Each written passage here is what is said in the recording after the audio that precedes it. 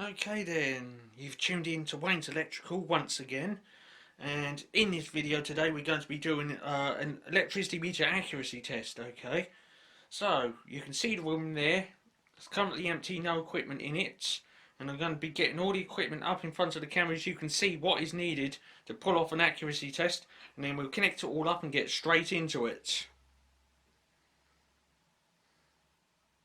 Okay, right, we've got meter accuracy testing board there, evolution number 3 of course. A bit more equipment then. Phantom loading unit, okay, that's where all the other bits of equipment connect in. It's like a little hub so that all the bits can go in there and power everything up. Not done, still need more equipment. There we are. Transformer then, okay, it's in there, we exchange volts or amps so that we can whiz the electric meter up. Not on its own it's not, okay, we're going to need a couple of other bits connecting to that for load control, precise setting of current and all of that stuff. So let's get that up in front of the camera then. Variac, okay, that allows us to precisely set the amount of current that gets fed into the transformer, but still not done. Okay, we're going to need to tone things down a bit, so I'm going to get 2 more bits of equipment up in front of the camera, and that will be it then. So have yourself a look at this. Okay then, sat on top of the transformer we got a 3 kilowatt water heater. Okay, that allows us to limit the amount of current overall, and it allows us to precisely set that variac a bit better. Leaning up against the wardrobe, we got the all-important Fun-Jiggery-Pokery unit, okay, because we're going to need to jig and poke things in most delightful ways. But still not done because we're going to need some patch cords. So popping up on the floor next to the site transformer, we've got these. There we go then, patch cords, okay, that allows us to interconnect all the various different bits and pieces. Yes, so I think that's all the equipment then we're going to be needing to pull off an accuracy test. Ah yes, that was it. I'm going to set everything up now. Yeah, so have yourself a good look at that, and as if by the power of video editing, all the bits are going to magically join up, and then we'll cut straight into electricity meter accuracy test. And there it is then. So everything's now connected up, ready to pull off an accuracy test. Yeah, let's pick the camera up and have a look at it from another angle. Okay. There it is. Sorry about that. Just hit the radiator. So there it is then. All the equipment connected up down there. Now I'm not going to be going into detail on this one because I've already done that. Okay, I've already done that video. So all we need now, on that screw all the way over there on the wall, we need an electric meter to hang on it. So I'm going to get the camera a bit closer then, and let's cut straight into it.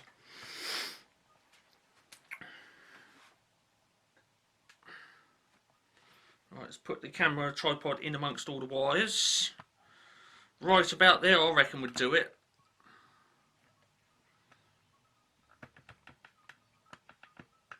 Right, okay, I'll set the camera up then.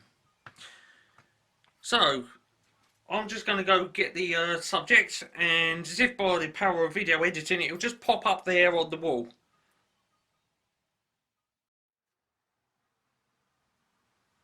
There we are then. So we've got another instrument there. This one is another one out of the collection. Okay, it's been boxed up for a few years. And yes, I will just get a bit of paperwork. Just hold on there with me. Right, this is instrument number 7. Okay, this is one of these ones where I chronologically numbered it as I received it. So this was number 7. This instrument is that one of those ones where basically I saw it for sale in a classified classified newspaper ad. It just said electric meter 50p. And I thought to myself, well, I'm having that anyway. He was offering a reasonable price for it. I didn't know the make and model or anything, so when he turned up and that was in the back of his car, I thought to myself, I am having a bit of that. From what I can remember, it wasn't in that condition, okay? I had to clean and restore it. That was done many, many years ago, even before YouTube existed. So, yes, I took all the hammer finish paint off because it was originally spewed in hammer finish paint. And as you can see there, it's looking fantastic. It's all cleaned up and restored and fantastic and shiny once again. And so, we're going to be getting into it. The first time that was tested then was November 1995. Okay, I've got a feeling it was about summer 95 I got that. But I tested it in... first test was November 1995. Then it was retested in July 1998. Then it was boxed up and we moved house. Okay, and yeah, that was well over 10 years ago, so it's due in for, well, overdue for another accuracy test. As you can see, it's got no credit on it, nothing on the coin counter, nothing on the readout as well. Okay, when I got this one, I cleaned it, restored it, reset it to 0, and it's one of those things I did back then. I don't know why, but I just used to do it. I do actually have a piece of paperwork, and it's I'm not going to dig out the bag because it's a sealed bag, but it does actually say on there, I might have wrote it on there, I don't know, but I might have wrote on there what the reading was before I reset it.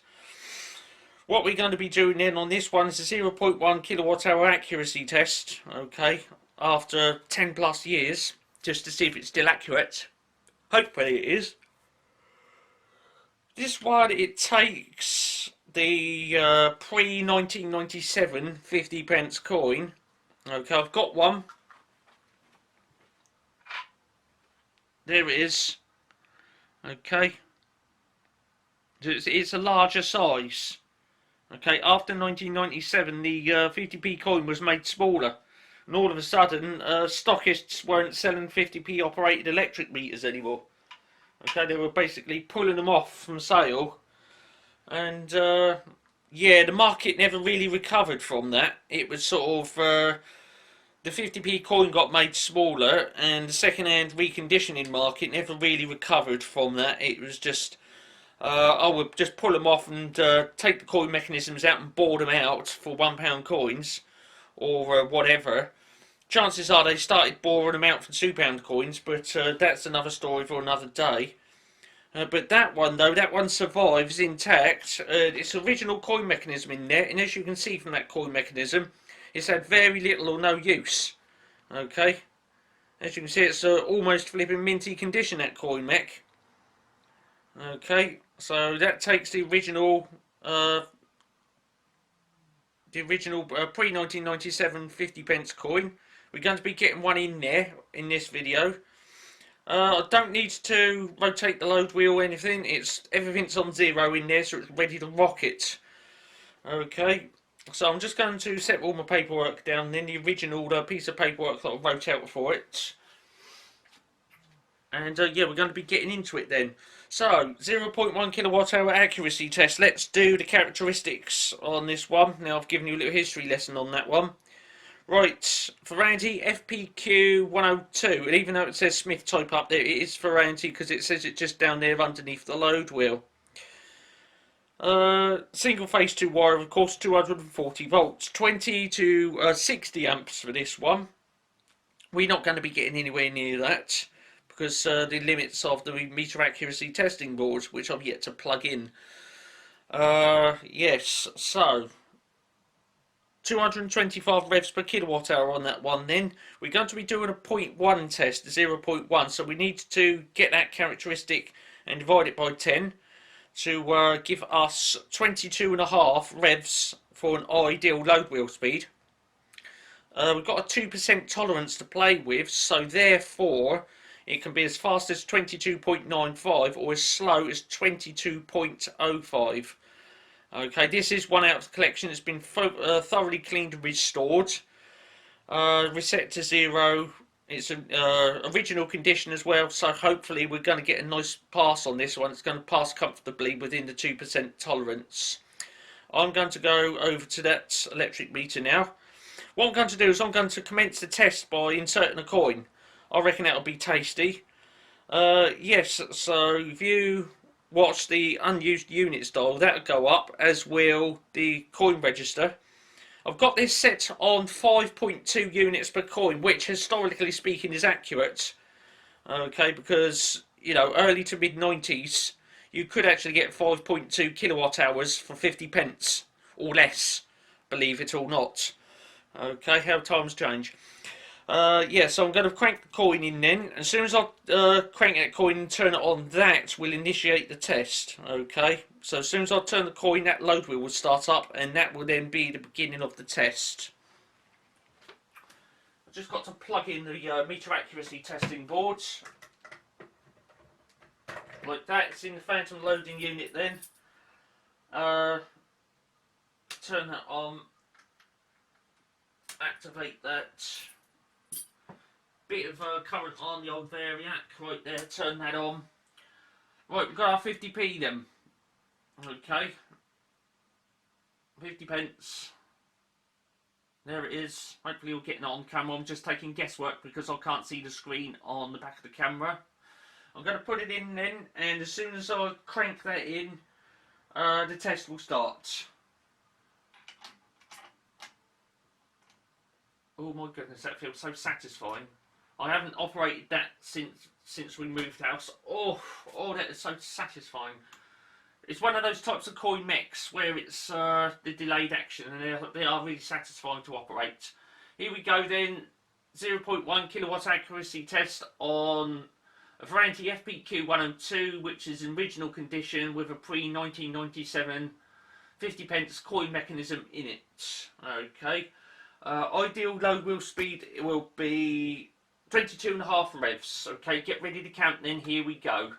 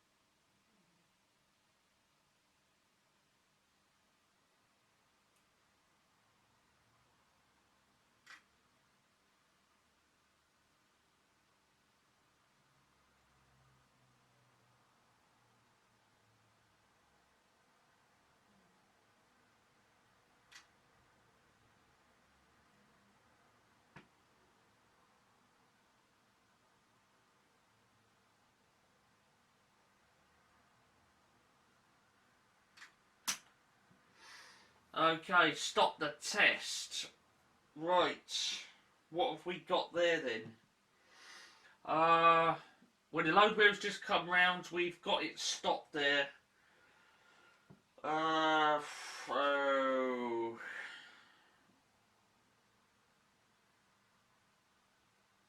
Right, okay.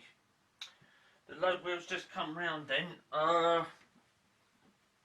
As you can see, it's just there. Let's zoom in on the readout then. From what I can see, that says 0.1 on it is spot on. But, well, I'm not sure if I missed one out. But, I'm pretty sure I counted,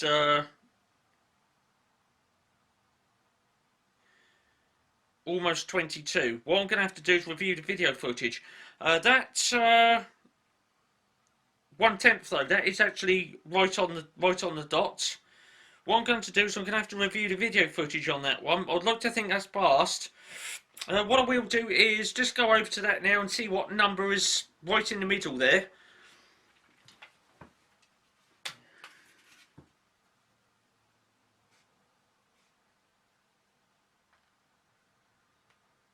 Yeah, that's really difficult to get in there. Hold on a moment. I'm just going to have to go in front of the camera.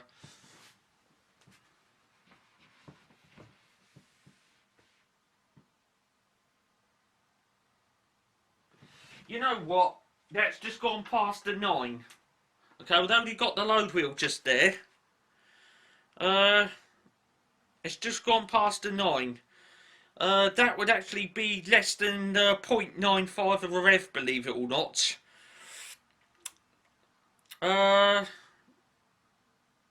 So, well, like I say, the slow speed is 22.05. The fast speed is 22.95 and the ideal is 22.5. What I'm going to have to do is review the video footage. I should throw a little graph up on the computer screen right about now, a little table showing slow speed, ideal speed, high speed, what we got out of that and whether it's a pass or a fail or not. Okay, because I might have missed one of the rotations when I was counting it. And that will show, that little graph will show whether it passed or failed or not.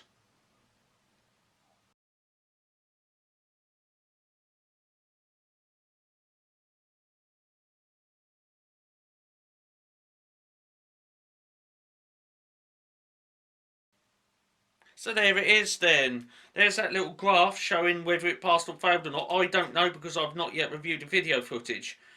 Okay, so what happens next then? Well, like I say, I've got to review the video footage. If it's a pass, then brilliant. If it's a fail, then you've got to see it from my point of view. I don't know just yet. Okay, you've watched the video because it's all nice and polished up and edited and all that lot. But from where I'm standing, it's still a bit of raw video footage. It needs to be faffed and jigged around with in the old tasty edits. Okay, so I don't know what it's going to be, what the outcome's going to be. So, you know, if it's a pass, like I say, brilliant. If it's a fail, I'm going to have to get in there and tweak something up and get it up in front of the camera again on another day. So we'll have to see what happens with that one, what pans out after I've reviewed the video footage. This has been another Wayne's Electrical production, of course, 1920 by 1080p, full HD. That was the first time in 10 plus years that it had a coin cranked in there and had its load wheel revved up. Okay, so it might be a bit sluggish, and that is why once every so often you've got to get your instruments out and give them some deeply satisfying load wheel action just to give them a little exercise. They like it. Okay, they don't like being stuffed up in boxes and left in there for decades at a time. They need to, well, it's like anyone, you know, you need to get out and have a run around, have an exercise. And it's the same with those instruments. They like to get up on the wall, have a nice bit of phantom current in there and get that load wheel going around for the optimum satisfaction. I'm out of here. Okay, I'll just going to turn the camera off, review the video footage and then make notes accordingly. Okay, so cheers for watching this one then, more later.